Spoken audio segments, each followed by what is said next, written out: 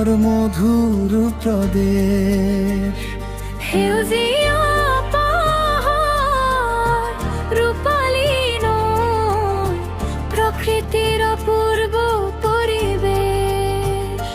বিহুর ধুলে মাতিছে আজি, মরমে বন্ধে হৃদয়। জাতি ধর্ম পাহরি আমি, গর্হ মিলনৰ পৰিচয়। এইখন মোৰ ধুনীয়া দেশ, মিলনৰ মধুর প্রদেশ। লুই তই বুকুত জাগে হাত, অসমৰ শ্ৰেষ্ঠ